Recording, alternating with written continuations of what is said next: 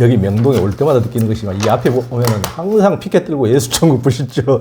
시끄러운 또 스피커까지 틀어놓고 이렇게 있는 걸 보는데요. 그 또 이 책에서도 또 신부님께서 그걸 뭐 상품권 파냐 예수님 걸고 이런 이제 또 말씀도 하셨는데 신부님은 여기 오가시면서 제일 많이 보실 텐데 무슨 생각이 드십니까? 볼 때마다 무슨 증세지? 그러니까 환자로 보이는 거예요. 신자로 안 보이고. 일단은 분열증이에요. 그러니까 자기 마인드를 천국과 지옥으로 나눠서 보고 있는 거죠. 이분법으로. 근데 사람 마음은 사실 이렇게 천국 지옥이 아니라 회색지대가 더 많거든요. 그걸 안 보는 거죠. 그래서 이 양반들이 좀 분열증이 있구나 하는 생각이 들고, 또 하나는 믿으면 천국, 안 믿으면 불신 지옥. 이거는 옛날에 폴포트가 썼던 말이죠. 크메르 루즈 폴포트가 사람들한테 이렇게 너 신분이 뭐야? 그래서 손바닥 봐가지고 뭐 죽거나 살거나 선택하게 했잖아요. 그러니까 죽을래 살래 하고 묻는 거예요. 믿고 천당 갈래 안 믿고 지옥 갈래 하는 거는 이렇게 협박이라서 이거를 선교라고 볼 수가 없는 거죠. 근데 이런 협박용의 선교를 하는 하도록 가르치는 그 종교인들의 심리가 뭘까 하면은 딱 폴포트예요. 네. 독재자 컴플렉스라는 거죠. 그런 걸 갖고 있다는 생각이 들고 사이코패스라는 생각이 들죠. 근데 이런 방법을 쓰는 이유가 간단해요.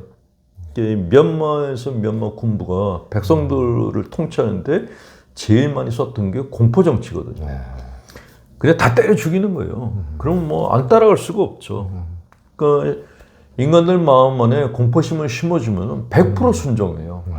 이게 모든 독재자들의 공통점이거든요. 근데 이게 종교 안에서도 들어와가지고 신자들 마음 안에 공포심을 심어주는 거예요. 그러면 그 신자는 그 종교에서 못 떠나요.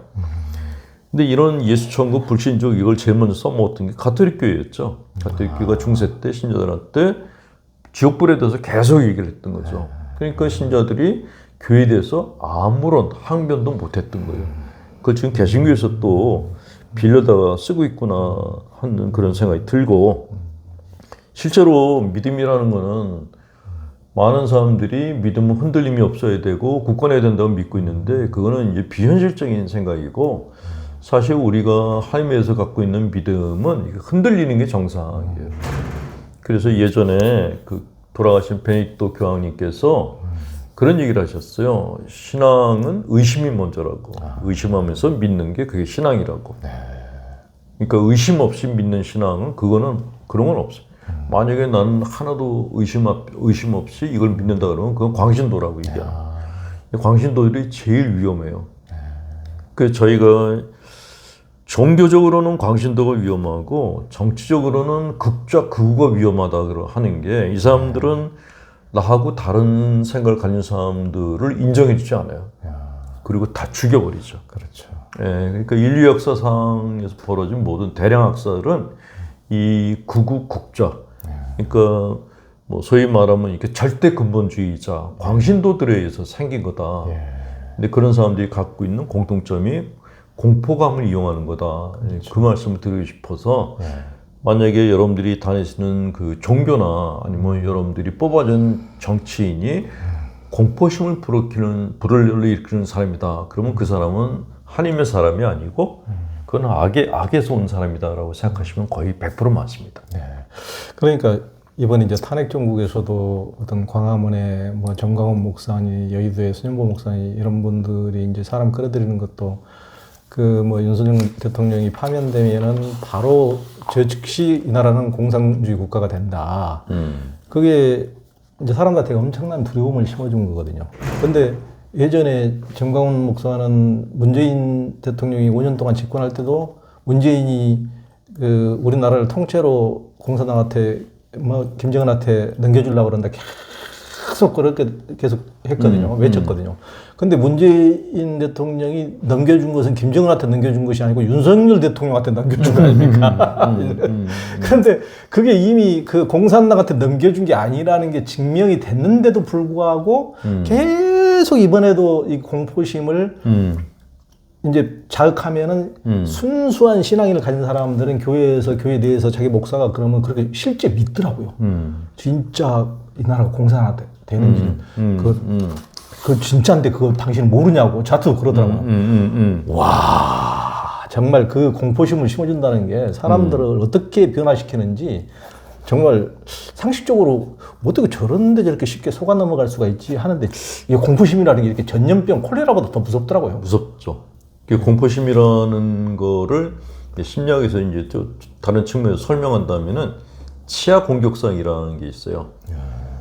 그러니까 치아 공격성은 이빨의 기능이 뭐냐면 음식이 외부에서 음식이 들어왔을 때 그걸 씹어가지고 내 걸로 만드는 거잖아요.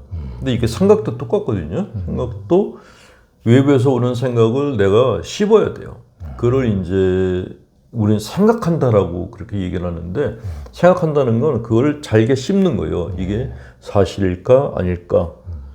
이게 내가 먹어도 될까? 이건 먹으면 안 되는 걸까? 그 생각을 잘게 씹어야 되는 거죠.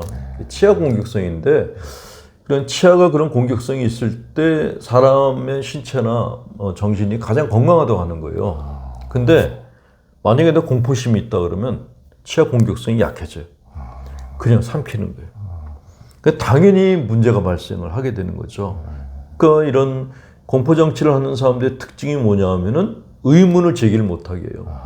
물음을 못 던지게 하고 반항을 못하게 해요. 무조건 진압을 하거든요. 그거는 입을 벌리고 강제로 음식을 먹이는 거하고 똑같은 행위를 하는 거예요. 그러면 그 국민들은 뭐 계속해서 이렇게 그냥 뭐 먹어야 되니까 나중에 치아가 없어져 버려요. 비판 능력이 없어져요. 그런 사람들은 누가 나보다 권위 있는 사람이 얘기를 하면 그냥 따라가는 거죠. 그래서 많은 심리학자들이 얘기하는 게 어린아이 때부터 비판 능력을 키워줘야 된다. 그래야지만 이렇게 내가 듣는 얘기들의 사실 여부를 내가 가리고자 하는 노력을 하는데 그게 없게 되면은 따라간다는 거죠. 그러니까 많은 사회심리학자들이 궁금해하는 게 우리나라에서 어떻게 범죄를 저지르는 사람들이 고학력군이냐. 근데 그럴 수밖에 없는 게 뭐 이런 고학력군에 있는 애들 보면 어릴 때부터 주입식 교육을 받았던 애들이고, 그러니까 많은 걸 외우는 애들이 점수를 제일 많이 받았잖아요. 걔네들이 그냥 올라왔어요. 그 치아 공격성이 가장 약한 애들이 권력을 잡은 거예요. 그러니까 얘네들은 종적인 관계를 맺는 거예요. 위에서 주는 대로 먹고 올라가면 또 밑에를 갖다 또 지배를 하고, 이런 관계가 형성이 되니까 사회 전체가 정체돼 버리는 그런 일이 생겨버린 거죠. 그래서 이게 종교계 안에도 뭐 빈번하게 일어나고 있고, 그래서 종교계건 바깥 사회건 간에 사람들이 갖고 있는 치아 공격성을 충분히 활용하게 해야지 종교나 사회가 건강해질 수 있다. 이 말씀을 꼭 드리고 싶습니다.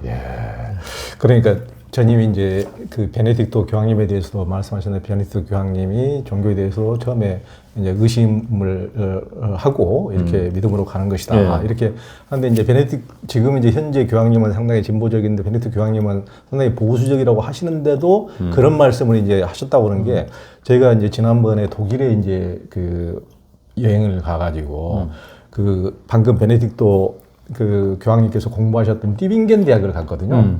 거기에 그 띠빙겐이라는 도시를 갔더니 너무 독일에 제가 가본 도시 중에서 최고로 아름답고 멋지던데, 그 띠빙겐 대학도 굉장히 전통이 있고 뭐 600년 된 오랜 전통의 훌륭한 대학인데, 거기에 또 진보적인 신학자인 한스킹도 나오고 그 전에 이제 괴테도 공부하고 엄청난 최고의 문호들이 이제 거기 이제 공부한 대학인데, 그 안에서 그런 철학적인 기반이 있는 또 철학과 신학이 아주 세계 최고인 그런 전통에서 그들이 이제 치열하게 이제 논쟁을 하고 또 우구심을 하고 이렇게 하면서 그 안에서 진보적인 신학자도 나오고 보수적인 신학자도 나왔지만은 그렇게 치열하게 그런 식으로 그런 학문의 전당에서 탐구해본 사람이니까 자기가 나중에 이것이 옳다 그래도 보수적인 신학을 설사 베네딕토 교황처럼 정했다 하더라도 굉장히 그런 식으로 의심에 대해서 그 용인하고 그러면서 나중에 두 교황 보면은 나오지만은 또 두 분은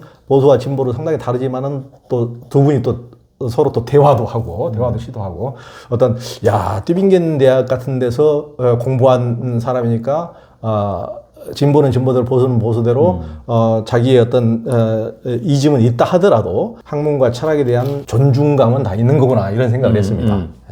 그러니까 극우와 국자의 특징이 전혀 용인하지 않는 거죠. 뭐 아무런 자유 허용을 안 하고 적으로 뭐라고 쓰잖아요. 그렇죠. 그래서 뭐 극우 국자 컴플렉스 가진 사람들이 우리 사회에서 제일 위험하다고 보는 거죠. 내 생각과 다르더라도 대화는 해야죠.